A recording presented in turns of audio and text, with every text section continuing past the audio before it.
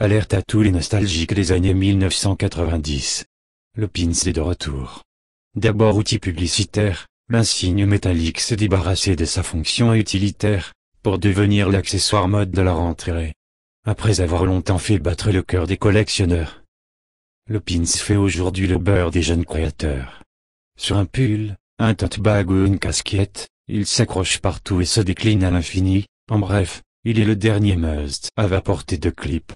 Un gimmick tombé dans l'oubli, le pins revient de loin. Apparu à la fin des années 1980, il servait à l'origine d'instrument de communication aux grandes enseignes, aux associations et aux médias. Une visibilité à petit prix pour certains et un gadget ludique pour d'autres, le pins était l'outil publicitaire par excellence.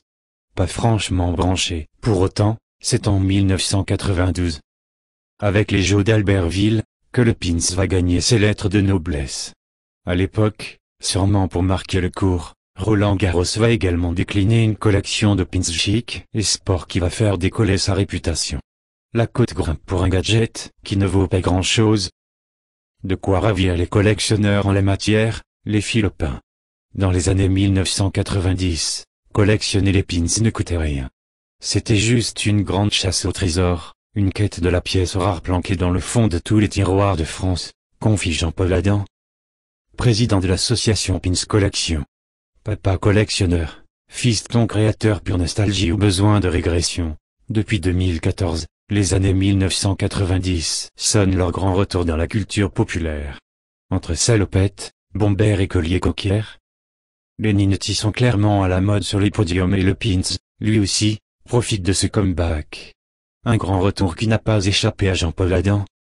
Le collectionneur 8000 pièces, j'ai été régulièrement contacté par des jeunes créateurs, qui cherchaient à trouver les coordonnées du fabricant de pins. Juliette, avec sa marque Coucou Suzette, est une des premières françaises à avoir décliné une collection d'épinglettes il y a 2 ans. Pour cette créatrice d'accessoires kitsch, le pins est devenu un bijou au même titre que la broche. Il est juste moins cher et moins fragile. Contrairement à la broche en céramique, le pins est souvent fabriqué à partir de métal émaillé. Un matériau bien moins coûteux, qui permet aux créateurs de produire en série. Cette réduction des coûts de production diminue ainsi le prix de vente avec une moyenne de 12 € par pins. Le pins donne le ton et l'humeur du jour, pour Séverine Monsonego, fondatrice de la marque Elvin. En plus de son aspect ludique et fun, le prix est un des grands intérêts du pins. Collectionner les pièces, accumuler les genres, c'est un moyen d'en changer tous les jours. Plus on en a, plus on peut s'en servir pour clipper son humeur du jour sur sa tenue, ajoute la créatrice. Le pins a en plus le bon ton d'être unisexe. Comme même à l'a souligné la fondatrice des Folles Marquises, Dorothée Ventor. Bien qu'il soit un bijou, il n'en a pas l'allure, et il a du coup beaucoup de succès chez les hommes, explique la bijoutière. Bon marché, branché et bisexué. Voilà qui explique le grand comeback du pins pour cette génération de jeunes créateurs bercés par les années 1990. Pour Jean-Paul Adam, ce retour c'est plutôt un effet de mode. Celui qui les collectionne hier et continuera demain considère que le pins a eu son heure de gloire et le train ne passe qu'une fois. H&M, Asso ou encore Zara, qui viennent tout juste d'ajouter le pins à leur catalogue automne-hiver, ne seront sûrement pas du même avis.